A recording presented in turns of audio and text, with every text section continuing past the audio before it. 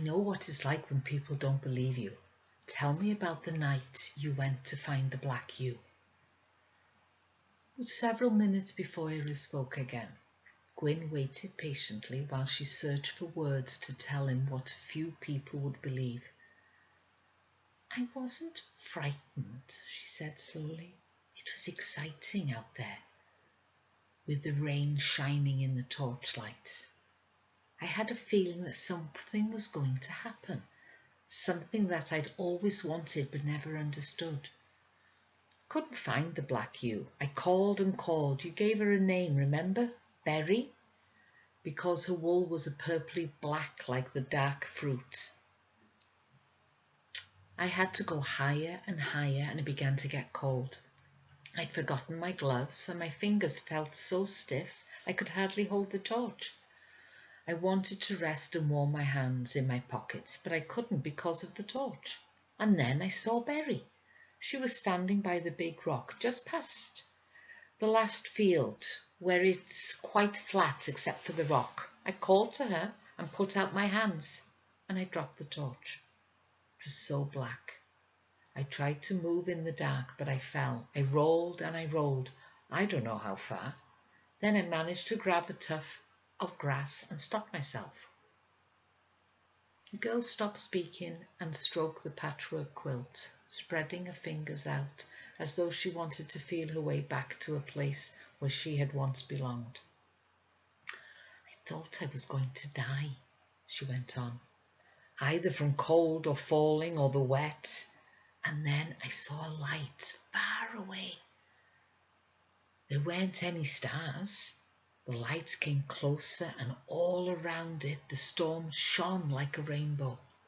I saw a sail and dancing creatures on a silver ship, just like you did.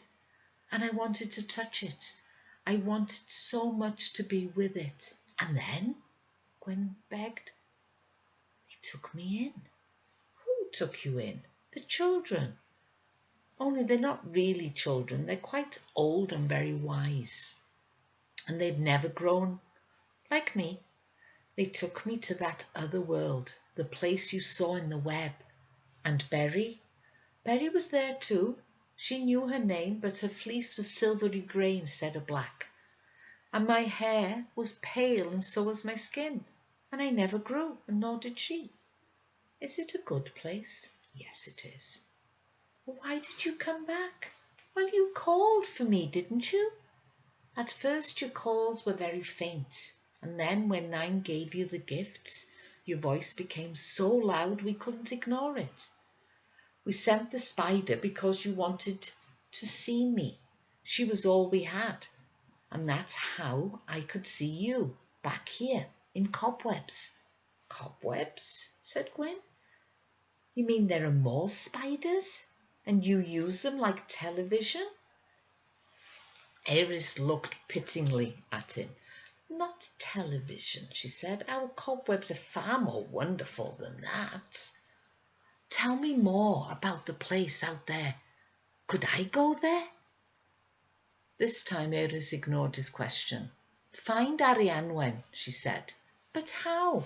Mam drowned her. She's out there underground. I've nothing left, no gifts to get her back. I don't know the words." Iris stared at him. "You're a magician," she said. "You're Gwydion Gwyn. You can get her back. Try." Gwyn felt ashamed.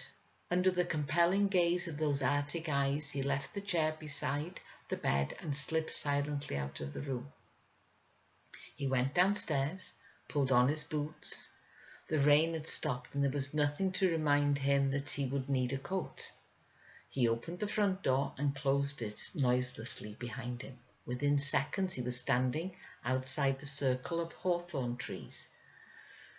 There was something heavy in the air, forcing the grey, twisted branches to bend towards the earth, thus discouraging any passages beneath them.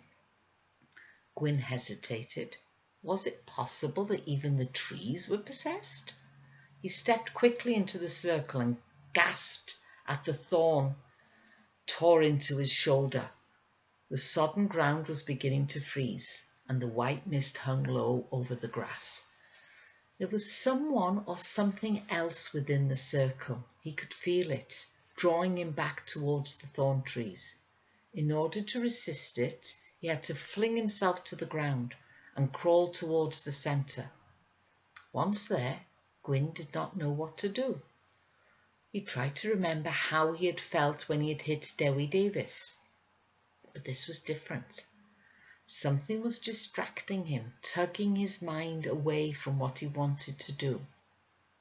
He lay his head on the freezing earth and listened, but all he could hear was the air above, crackling like angry firework.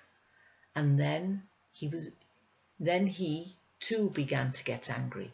A deep hatred of all the thing that had killed Long John boiled up inside. He pushed and pushed against it with his mind until he felt it falling away and he had a clear space in his head. He closed his eyes and thought of the bricks beneath the earth, the water from the kitchen sink within the bricks, and the spider in the water.